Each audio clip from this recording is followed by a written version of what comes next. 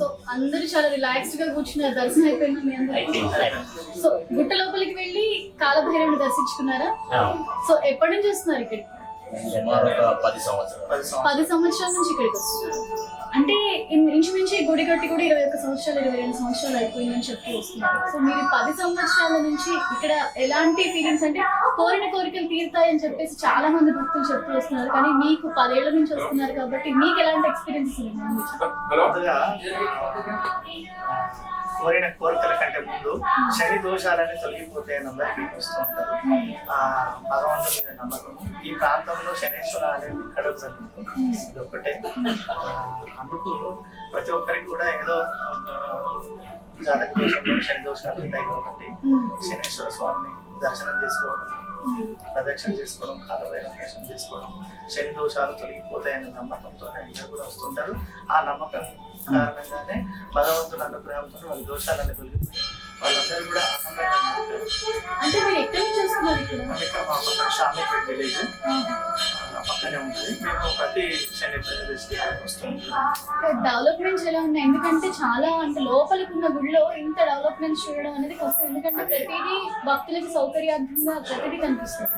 So ఎలా అనిపిస్తుంది? అసలు ఇంకా ఆలయం ఇంకా డెవలప్ కాలేదు, ఇంకా ఎంతో అభివృద్ధి చేయాలి. దీన్ని భక్తుల సహకారంతో వాళ్ళు చేస్తున్నారు. టెంపుల్ వాళ్ళు ఇంకా చేయవలసి ఉంది ఆలయము. కాకపోతే ఇక్కడ ఎంతో ప్రశాంతంగా ఉంటుంది వాతావరణం, పీస్ ఆఫ్ మైండ్. అందరికీ కూడా మంచి భగవంతుని దర్శనం చేసుకోవడం, ఈ గుహలో కూర్చుండడం, కొంచెం ప్రాణాయామం అలాగే చేయడం బాగా అనిపిస్తుంది. చేశారా? ప్రాణాయామం చేశారు అంటే 10 సంవత్సరాల నుంచి చేస్తున్నాము. 2 నిమిషాలు కూర్చొని ప్రాణాయామం చేసుకొని వాతావరణం బాగుంది. మంచి చుట్టూ కూడా వృక్షాలు ఉన్నాయి, మంచి అన్ని రకాల వృక్షాలు ఉన్నాయి. సో అందరికీ ఆహ్లాదంగా కనిపిస్తుంది. ఇక్కడ చెప్తుంటారు కదా, ఇక్కడ సర్ప దర్శనాలు కూడా బాగా జరుగుతాయి. అంటే అడవడం వల్ల, అంటే లైక్ మొన్న కూడా మనం చూసినంత మటుకు శ్వేతనాగ దర్శనం కూడా ఇక్కడ జరిగింది. మీరు ఎంతవరకు గమనించారు దాన్ని? నాకైతే ఇంతవరకు ఇక్కడ జరగలేదు. అంటే ఇప్పటి వరకు ఈ గుళ్ళో మీకు జరిగిన కోరికలు ఏమైనా తీరిన ఉన్నాయా? మనమైతే కొట్లేం కోరుకోలేదు ఇంతవరకు కూడా. అందుకే దర్శనం కోసం వస్తున్నాము. శ్రీకృష్ణ దర్శనం అవ్వగానే కాలభైరవ దర్శనం చేసుకుంటాము. దర్శనం చేసుకుని వెళ్ళిపోతాము. కోరికలు ఇంతవరకు కోరలేదు కూడా. ప్రతి శని త్రయోదశికి ఇక్కడికి వస్తారా? 99%. ఎక్కడి నుంచి ఎంత దూరం మీకు? 15 కిలోమీటర్లు వస్తుంది. ఎలా వస్తారు? అంటే ప్రతి శని త్రయోదశికి భక్తులు ఎక్కువ మంది వస్తారా, లేకపోతే తక్కువ? శని త్రయోదశికి మాత్రము ఎక్కువ మంది వస్తూ ఉంటారు. మళ్ళీ అందులో హోమ కైంకర్యాలు కూడా జరుగుతాయి కాబట్టి అందులో కూడా పార్టిసిపేట్ చేస్తారు అందరు కూడా. ప్రతి ఒక్కరికి కూడా శని దోషం తొలగిపోవడానికి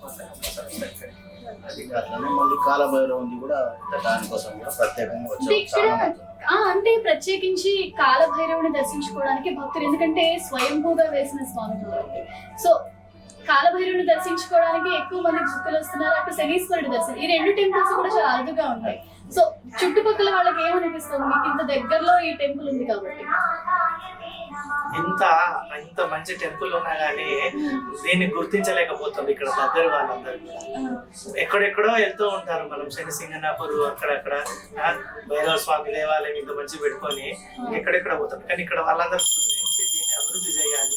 అందరికి కూడా ఇక్కడ డెవలప్ అయితే ఇక్కడ ప్రాంతం కూడా డెవలప్ అవుతుంది. ఇక్కడ భైరవ స్వామి అందరికి కూడా అనుగ్రహం ఇవ్వడానికి ఇక్కడ ప్రత్యక్షంగా ఆయన స్వయంభూగా ఉన్నాడు.